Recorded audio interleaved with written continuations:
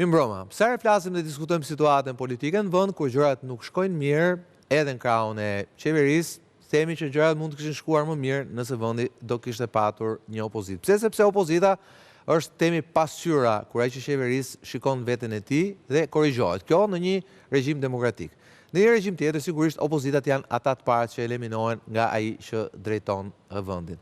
Dhe gjithmonë, kur shikojmë në të shkuar, në historikun tonë, gjithmonë është ajo dilema, po përballen Enver Hoxhës. A ka patur ndonjëherë opozitë? Gjithë bijem dakord që pas ekzekutimit të grupit të famshëm të deputetëve në vitin 1946, vendi humbi elitat dhe humbi themi rezistencën e atyre që realisht mundi bënin opozitë një regjimi të fortë autoritar fillimisht dhe diktatorial më pas. Por a ka patur realisht opozitë përballë komunistëve? A ka patur gjithmonë edhe një alternativë brenda vetë Partisë Komuniste? Për këtë do të flasim dhe do të diskutojmë sonte me të ftuarit e mi. Sigla.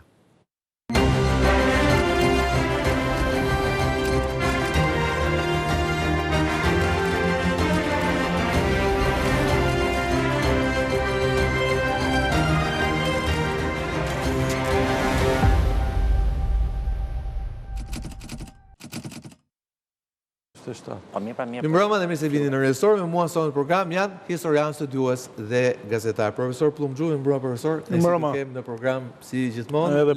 Lek Ndoj, kolegu im shumë i vjetër, mimbroma Lek, dhe studiues gjithashtu. Dhe Marilyn Kasmi, historian dhe studiues, miki i programit tonë. Mimbroma Marilyn. Pra, s'pundë po e marrim nga libri i ri i Marilynit, i cili bën fjalë për një nga ato emra që ndoshta temi Brezim Spaku, që ka jetuar edhe këtej edhe ande në dy periudat, e ka ndeshur shpesh si një pjesë e një tandemi, i cili i bëri një farë mënyre hije Enver Hoxhës.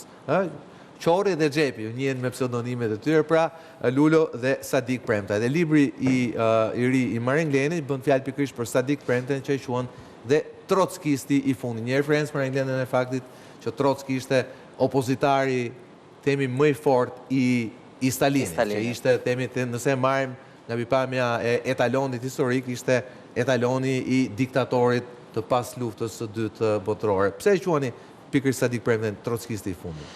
Sepse sikurse me të drejtë e thatë, kur bët atë krahasimin, nëse Trotski u vendos përballë Stalinit, Sadik Premtaj vendoset përballë Enver Hoxhës si sekretar pra i Partisë Komuniste, por edhe përballë Komitetit Qendror të saj, i cili qysh në themelim të kësaj partie shpalos ato idetë e tij. Dhe po ashtu trotskisti i fundit, sepse sikurse dihet edhe në libër është trajtuar gjëra gjatë, Sadik Premtaj mbas largimit nga Shqipëria u bë antar internacionales 4 komuniste, pra internacionales trotskiste, dhe si i tillë vdiq antar i kësaj internacionale.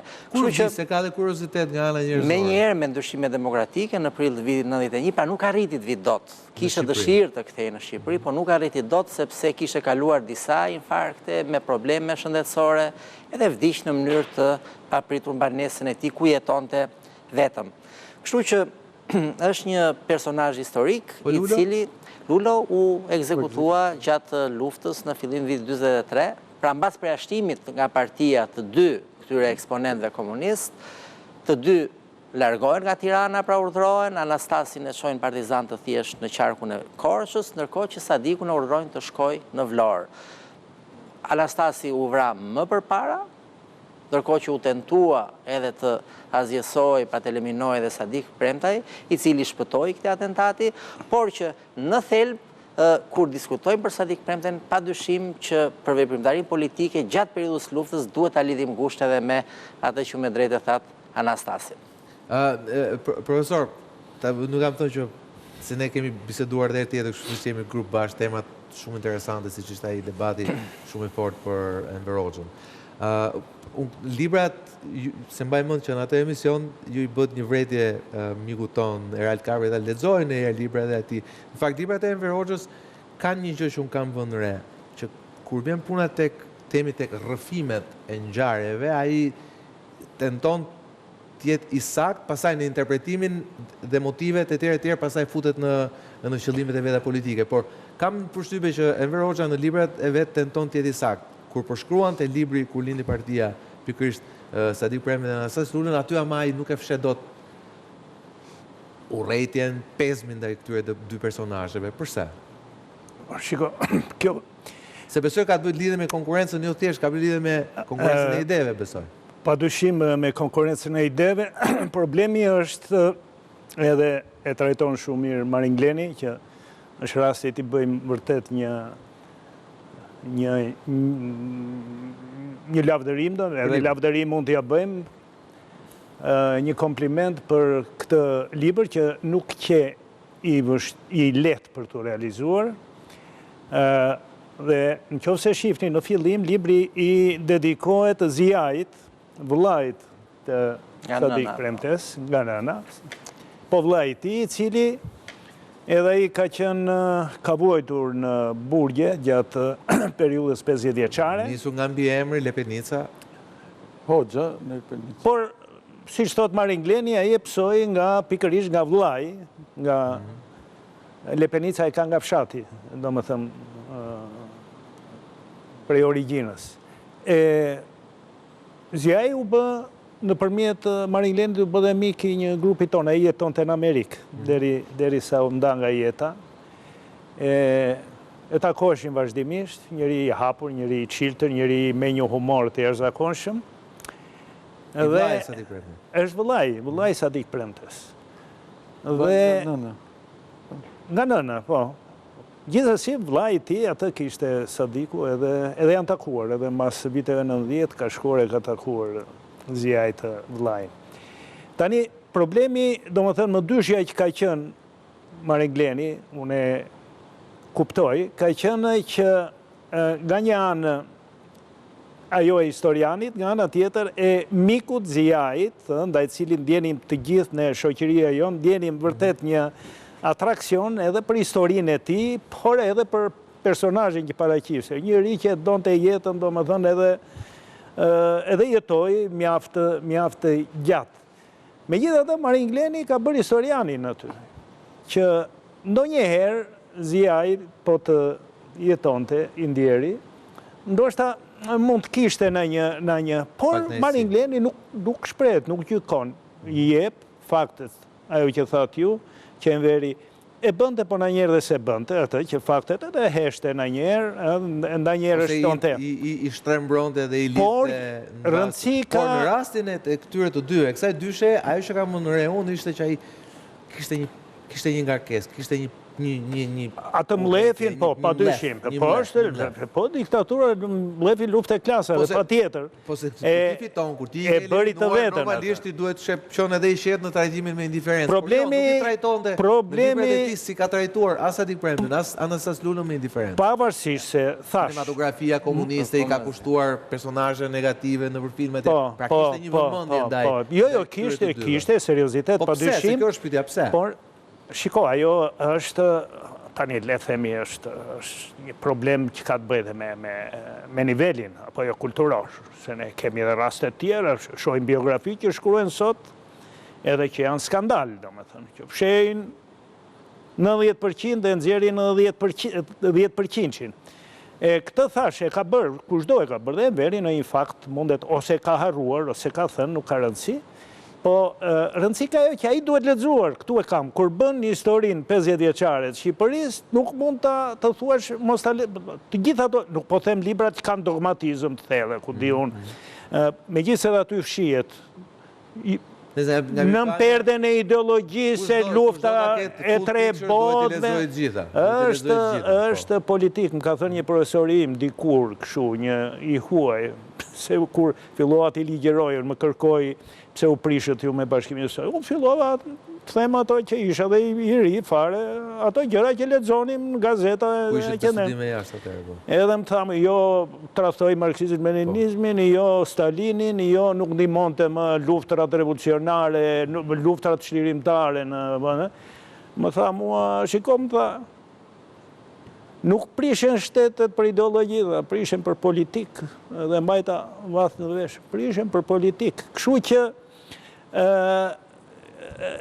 a i që politikan e veri dhe këto gjëra e dinte që duen thënë, e kupton, dhe duen shtruar. Tani, Marin Gleni pikërisht të ka bërë, ka marrë personazhin, ka gjetur dokumentat, dorëshkrimet e tij, gjërat e botuara, ato që thuen për Sadikun edhe po themi që nga ato të sigurimit shtetit që e gjërmonte edhe aty ku ishte në Paris, apo jo, që letrat e tij, letër këmbimet që kishte me personazhe nga më të ndryshmët, e kupton, edhe nga ato që ka shkruar në për gazeta dhe pasaj kur u vendos në Francë edhe shënimet që ka mbajtur. Dhe unë si lexues, do me thënë, jam shumë komod me atë libër, bile më nxit që unë të hap dhe ndonjë libër tjetër, apo jo, e jep ngacmimin Maringelenit dhe ta verifikoj me ndonjë libër e ta krahasoj. Do me thënë, e ka këtë vlerë. Jo që hedh një hap të parë, si thuash, në këtë gjini, të themi, të leximit kritik, edhe të atyre që ishin, do me thënë, brenda Partisë Komuniste, edhe të cilët u veçuan. Tani, për mos të zgjatur, historia e tij është një histori që ka ndodhur në gjithë lëvizjen komuniste botërore, e Sadik Premte, e fraksionit. Po i quajmë fraksion si i quajti udhëheqja e Partisë Komuniste atë. Fraksion kanë pasur bolshevikët, apo jo, bolshevik e menshevik, ka erdhur një moment që u ndan që gjermanët me socialdemokratët, me atë të famshëm kongresin e Gotës, dhe dolën komunistët që ishin në pozita më radikale.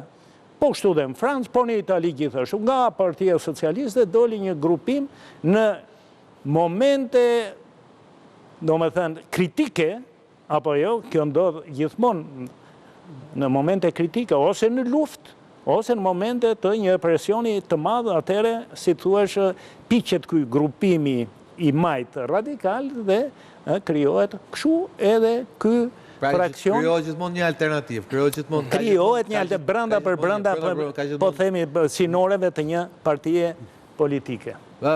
Megjithatë ti e quan trotskisti i fundit. Kjo do të thotë që temi pas temi eliminimit të fraksionit që e quan Enver Hoxha, nuk pati më asnjë opozitë ndaj në vazhdim të asaj çka po thoshte profesori, pra shkoj në të njëjtën linjë, është opozitari, Sadiku vetë quan veten opozitar dhe është opozitari i brendshëm i kësaj partie. Fraksion edhe këtë fjalë përdor, se për aq kohë sa doli me një program politik dhe krijoi një organizatë re komuniste, sigurisht që u nda nga trungu, po padyshim.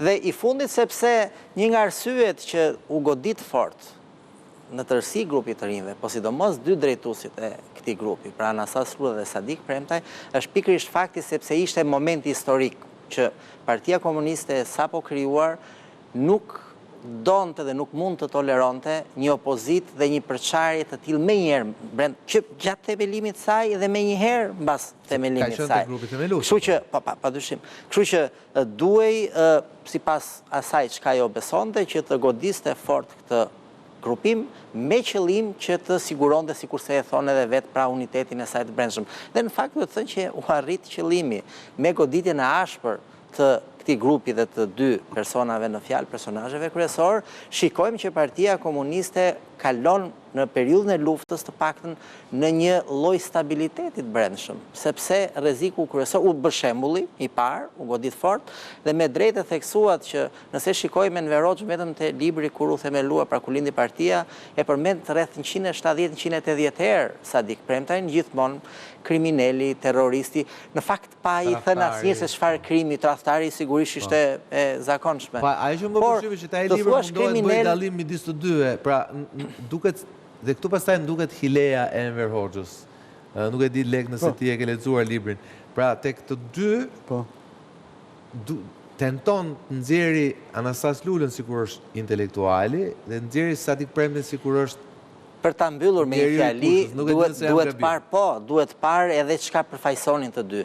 Sadik Premtaj vinte në këtë histori pra me një mbështetje shumë madhe në Vlorë. Kryesisht në luftën e Vlorës. Anastasi ishte teorik, padyshim, i formuar, por nuk kishte mbështetjen e Sadikut. Kështu që kaloi Sadiku në plan të parë për goditjen, sepse rreziku vinte pikërisht nëse kjo parti do të përçajë pra qarkori i Vlorës, mund të humbiste mbështetjen e qarkorit Vlorës, si pasojë mund të humbiste edhe shumë gjëra të tjera. Po, u nisën disa mikroteme, po tema e madhe është prodhimi i librit. Jo vetëm. Unë dua ta shqiptoj se libri quhet Biografi politiko-historike. Pra, dhe unë jam shumë interesuar tek politika, sepse unë mendoj që historia ne na sjell shembuj. Na sjell shembuj që mund t'i fusim t'i krahasojmë edhe me themi sot. 2-3 elemente të librit, të formacionit libër, duke pa këto teoritë e fundit, edhe unë nuk kam parë të aplikuar të këto historianët e ri që mund të quhen të ky grupi i Marinit, si themi në shoqëri, që ti shfrytëzoj të gjithë këto elementë që ne kemi lexuar të këto teoritë si Paul Ricoeur, edhe Benedetto Croce përpara, ose Nietzsche që e ndante historinë në 3 elemente, histori cezariane, që doja ta thoja dje.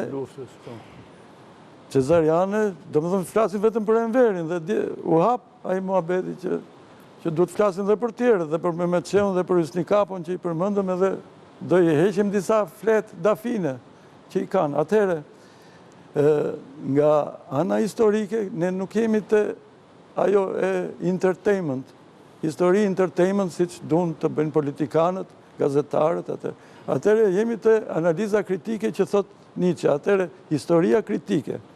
Kjo është pak e vjetër, 100 vjeçare, por edhe shof edhe të këto teoricienët e fundit, ky Paul Ricoeur që e kam parë që flet për narrativat, edhe të historisë, edhe të anës letrare, ai thot duhet shfrytëzuar të gjithë dokumentacioni, thot, por edhe intervistat që të dali qënja, të dali gjëja. Edhe unë këtë e vura re të Maringleni që përdor disa burime.